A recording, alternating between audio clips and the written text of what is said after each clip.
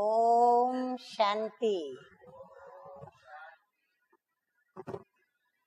आज है गुरु पूर्णिमा का श्रद्धा पर्व। क्यों मैंने श्रद्धा पर्व कहा? क्योंकि आज सभी भक्तजन और जिसको भी अपना गुरु माना है, जिस भी गुरु के प्रति उनकी श्रद्धा है, भावना है, या जिस भी गुरु में उनका विश्वास है, वे सभी आज सवेरे सवेरे सर्वप्रथम गुरु के पास जाएंगे, गुरु के आशीर्वाद लेने। कोई गुरु के पास जाएंगे विशेष गुरु मंत्र लेने, कोई जाएंगे गुरु के पास अपने मन की किसी भी कामना को लेकर, किसी भी दुख या अशांति के लिए।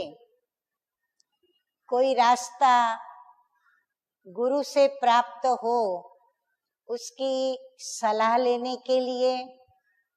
इस प्रकार हर एक गुरु के पास जाएंगे, परंतु कईयों की श्रद्धा इतनी हद तक आगे बढ़ी हुई होती है कि उनको गुरु ही साक्षात प्रभु के समान लगते हैं, या ये कहें कि उनके गुरु ही उनके परमेश्वर हैं और उनके प्रभु हैं।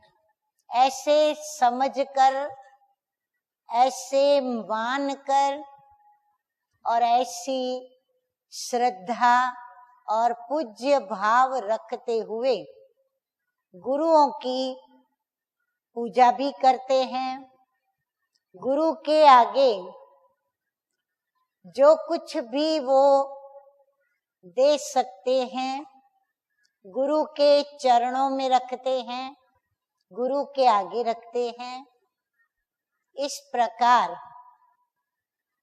जो भी प्रभु को मानने वाले हैं, गुरु को मानने वाले हैं, किसी भी प्रकार के किसी भी धर्म को मानने वाले हैं, या फिर किसी भी शास्त्र का पठन पाठन करने वाले हैं, या विविध प्रकार के अनेक जो सत्संग कराने वाले, आदेश और उपदेश देने वाले जो भी गुरु हैं,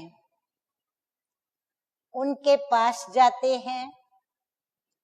जैसे कई गुरु अनेक प्रकार से रामायण, महाभारत, शिव पुराण, देवी भागवत आदि कई देवी देवताओं से संबंधित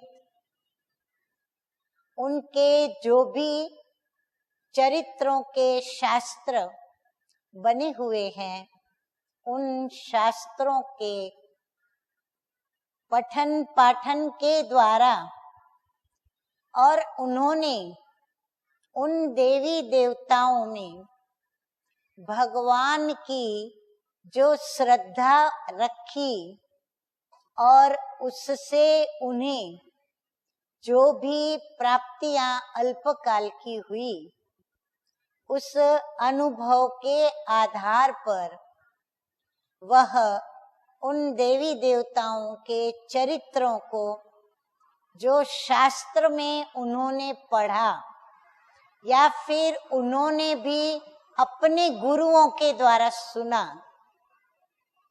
वो सर्व को सुनाते हैं। कोई कोई मौखिक सुनाते हैं और कोई कोई शास्त्रों को आगे रखते हुए शास्त्रों में देख देख करके और सुनाते हैं।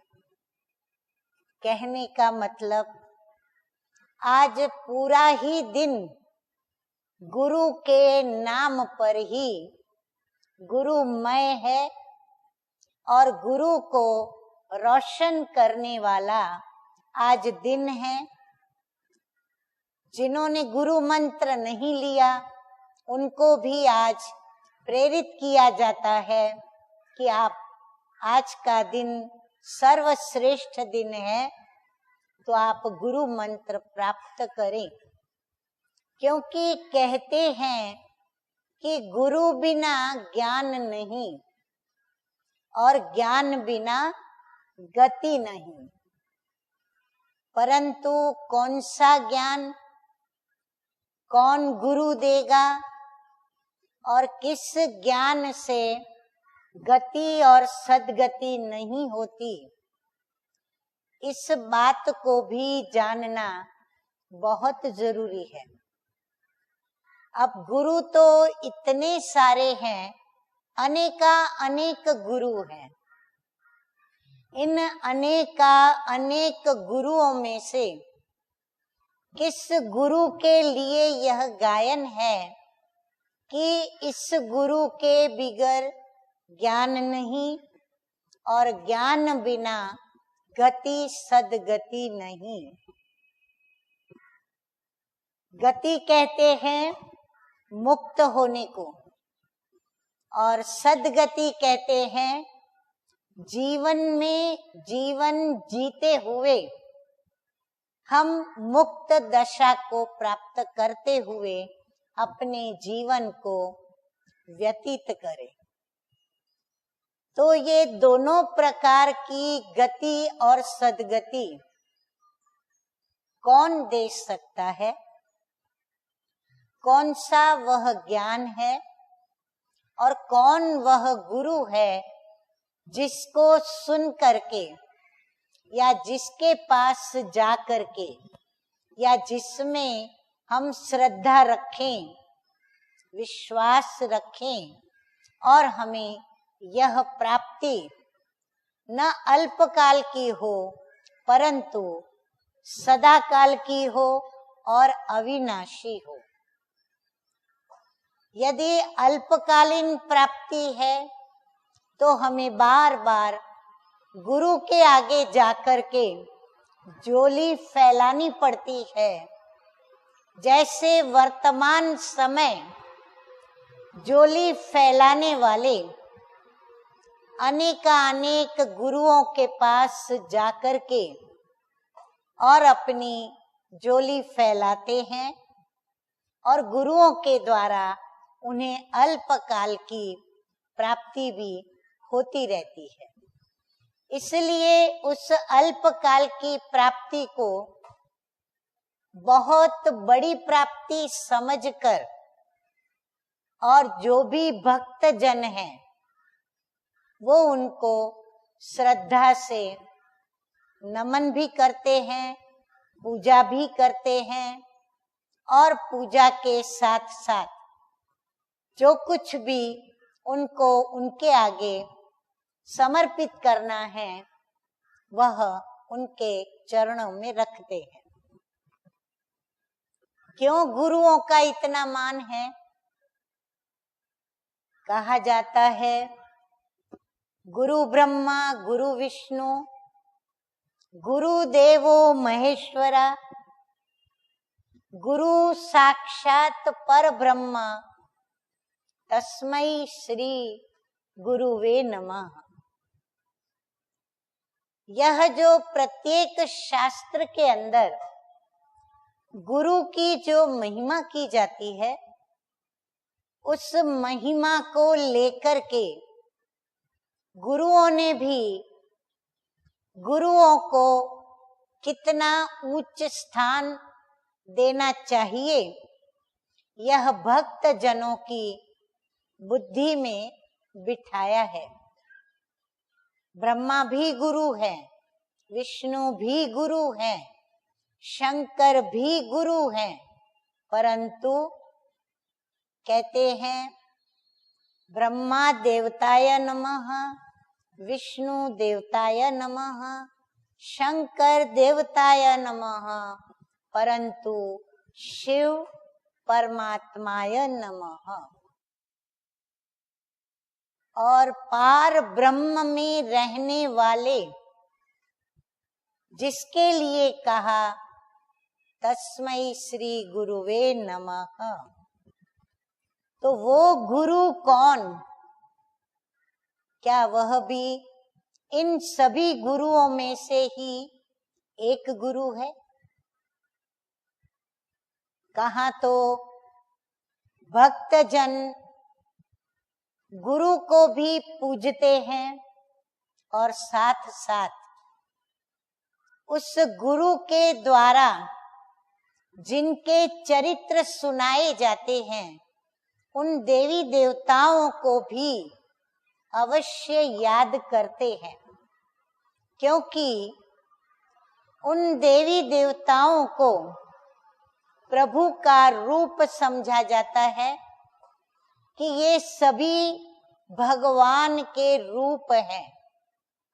ईश्वर ने इन सभी रूपों से इस सृष्टि पर अवतार धारण किए, परंतु ध्यान से इस बात पर सोचें और अपने विवेक को चलाएं कि क्या जिस गुरु को या जिस देवी देवता को हम परमात्मा कहते हैं, उनको यदि परमात्मा ही कहते हैं तो फिर हम ये शब्द क्यों कहते हैं कि ये परमात्मा के रूप हैं? परमात्मा के रूप माना परमात्मा कोई अलग वस्तु है, अलग हस्ती है, अलग चीज है और उसका कोई अलग अस्तित्व है, तब कहते हैं ये परमात्मा के रूप है।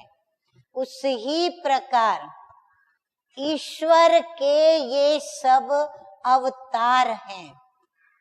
तो वो ईश्वर कौन जिसके ये सभी अवतार हैं? और वो परमात्मा कौन जिसके लिए ही कहा जाता है कि त्वमेव माताश्च पिता त्वमेव, त्वमेव बंधु च सखा त्वमेव, त्वमेव विद्या द्रविणम त्वमेव, त्वमेव सर्वम मम देव देव।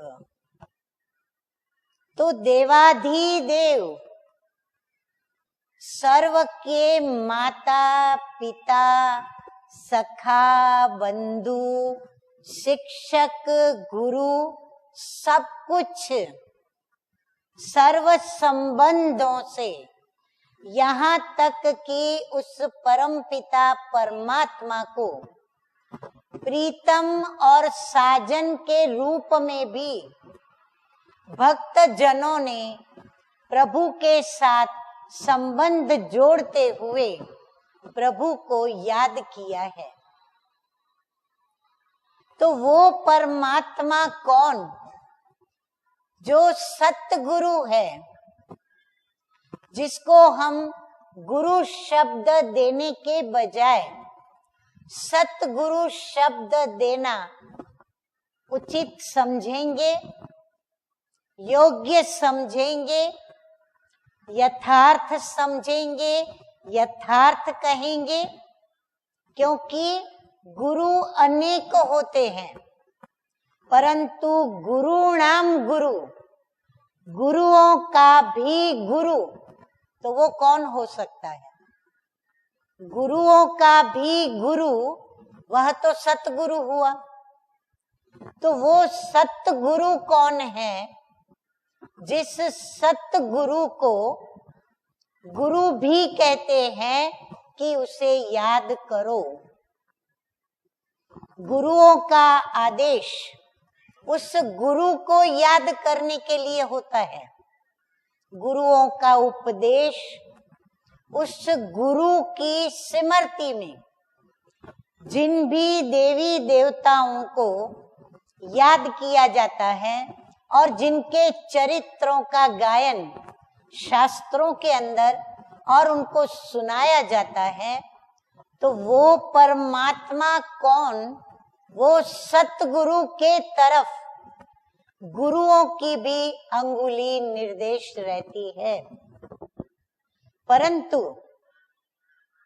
अफसोस के साथ यह बात कहनी ही होगी कि उस सत्य परम पिता परमात्मा को यथार्थ न जानने के कारण, उस सत्य गुरु का यथार्थ परिचय न होने के कारण, उस सत्य गुरु की स्मृति में यह जो गुरु पूर्णिमा का दिन मनाया जाता है, वह इन लौकिक इस जगत के विनाशी गुरु, जो कि जन्म जीवन और मृत्यु की श्रृंखला में मनुष्य आत्माओं के सदृश सुख दुख, आशा निराशा, उन्नति अवनति के चक्र में या जन्म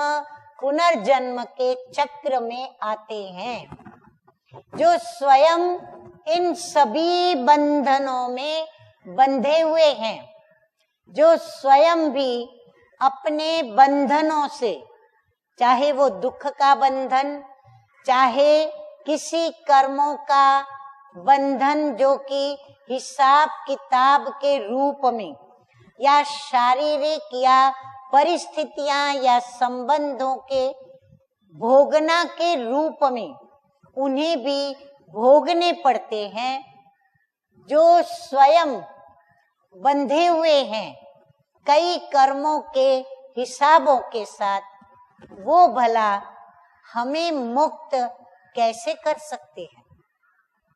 जो स्वयं बंधा हुआ हो वो दूसरों को मुक्त कैसे कर सकता है? तो मुक्त करने वाला मुक्तिदाता कौन? वो सतगुरु कौन, जो परित्राणाय साधूनाम विनाशाय च दुष्कृताम धर्म संस्थापनार्थाय संभवामि युगे युगे, जो साधु पुरुषों के भी उद्धार के लिए और अधर्म युक्त सृष्टि के विनाश के लिए सृष्टि पर अवतरित होकर के, और वह सतगुरु सर्व की गति करते और सर्व की सद्गति करते और सर्व को अनेक प्रकार के अनेक बंधनों से मुक्त करते, वो सतगुरु कौन? ज्यादा विस्तार में न जाकर मैं अवश्य आप सभी को ये कहूंगी कि आप विवेक पूर्ण सोचें कि सतगुरु को ही याद करने से हमारे पाप कर्म नष्ट होते हैं। उस सतगुरु परमात्मा की याद ही गुरु दिलाते हैं। गुरु भी हमें उनकी शरण में ही जाने को कहते हैं। यदि गुरु हमें परमपिता परमात्मा की ओर नहीं ले जाते, परमपिता परमात्मा की याद नहीं दिलाते, या परमपिता परमात्मा की स्मृति में रहने से या परमपिता परमात्मा से संबंध जोड़ने से हमारे पाप कर्मों का नाश होता है, हमारी गति सद्गति होती है, हम सर्व बंधनों से मुक्त होते हैं, जब तक यह शिक्षा कोई गुरु नहीं देता है तो उसको गुरु कहाँ तक मानना? क्या वह यथार्थ गुरु कहलाएंगे? यदि वह गुरु सतगुरु की महिमा न करके, सतगुरु की पूजा न करवा के, यदि स्वयं की पूजा करवाते, स्वयं को याद करने का निर्देश देते, या फिर वह सच्ची राह जो प्रभु की ओर ले जाती है, सत्यम शिवम सुंदरम की ओर ले जाती है, अर्थात जो अविनाशी है, जन्म जीवन मृत्यु और पुनर्जन्म के चक्र से जो मुक्त है, निर्बंधन है, सर्व को निर्बंधन करने वाली हस्ती है, जो अजर है, अमर है, अविनाशी है, जो इस मनुष्य सृष्टि रूपी वृक्ष का जो बीज रूप है, जिसका आकार न साकार है, न आकार देवताओं के जैसा है, ना ही किसी भी पशु पंछी के जैसा है, ना ही वो किसी पशु पंछियों में आता है, ना ही वो अनेक बार अवतरण लेता है, परंतु जब जब सृष्टि पर धर्म की ग्लानि होती है, जो ग्लानि वर्तमान समय प्रत्येक क्षेत्र के अंदर अति पर आ चुकी है, और धर्म की ग्लानि अर्थात प्रत्येक के जीवन में धारणा की ग्लानि, जो धारणा जीवन को श्रेष्ठ रखती है, जो धारणा गुणों की, चरित्रों की, शक्तियों की मनुष्य आत्मा को धर्म युक्त रखती है, अर्थात सुख, शांति, पवित्रता और जीवन के अंदर वृत्ति, दृष्टि, कृति और प्रवृत्ति, इन सभी को जो शुद्ध रखती है और शुभ रखती है। जब ऐसी हमारी दृष्टि, वृत्ति, कृति, प्रवृत्ति बने, और वो भी उन गुरुओं के द्वारा बने और सदा काल के लिए बने, तब कहें वो गुरु।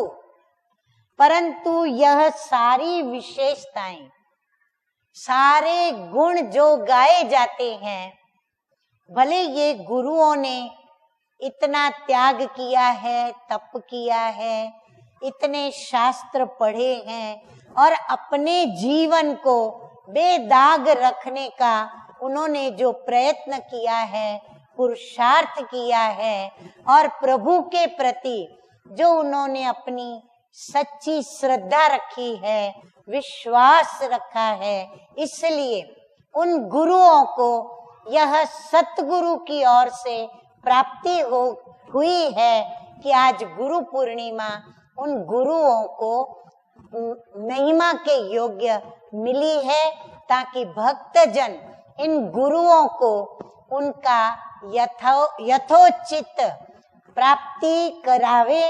भले गुरु उनको प्राप्ति कराते हैं, परंतु भक्त जन के बिना, जैसे बच्चों के बिगर बाप का कोई महत्व नहीं, ऐसे उन गुरुओं के फॉलोअर्स के बिगर उन गुरुओं का कोई महत्व नहीं। तो वह सतगुरु परमपिता परमात्मा, जिनसे पूर्णिमा शब्द जुड़ा हुआ है, पूर्णिमा अर्थात पूर्ण चंद्रमा पूर्ण कलाओं से जब खिलता है, अर्थात 16 कला होता है, तब कही जाती है पूर्णिमा। तो सर्व बातों में पूर्ण कौन है? वो है सतगुरु परमपिता परमात्मा निराकार, जो सदा कल्याणकारी होने के कारण शिव कहा जाता है, शंकर नहीं।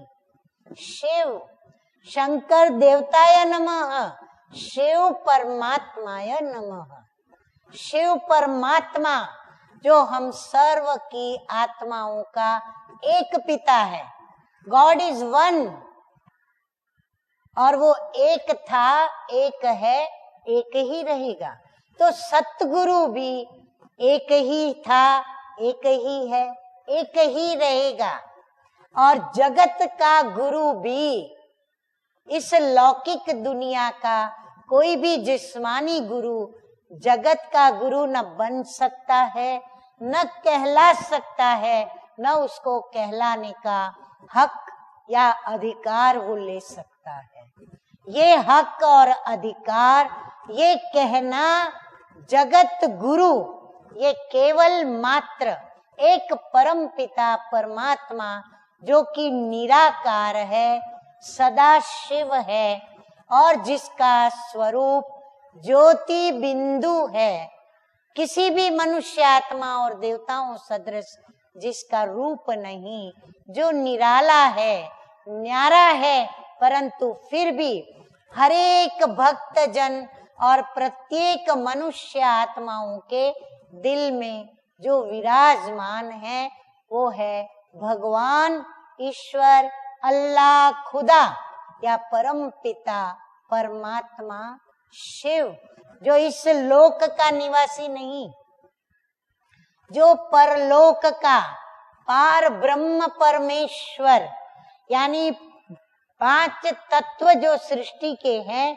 उससे भी पार जो ब्रह्म तत्व है, जो अखंड ज्योति मह तत्व है, जिसको निर्वाण धाम, शांति धाम, परम धाम आदि आदि नाम से याद किया जाता है, जहाँ से हम आत्माएं इस सृष्टि पर आती हैं। फिर से जब लौटेंगी अपने घर वापस, तो हम वहां पर ही जाएंगे जहाँ हमारे परम पिता परमात्मा निवास करते हैं। अतः गुरु को भले हम रिस्पेक्ट दें, रिगार्ड दें, नमन भी करें, अवश्य करें, भले उनको पुष्प अर्पण करें, परंतु याद रहे, गुरुओं को याद करने से या गुरुओं की शरण में जाने से, गुरुओं को समर्पित होने से हमें प्राप्ति नहीं होनी है सदा काल की। हाँ, गुरु निमित्त है और उन निमित्तों के द्वारा प्राप्ति कराने वाले परम पिता परमात्मा ही है।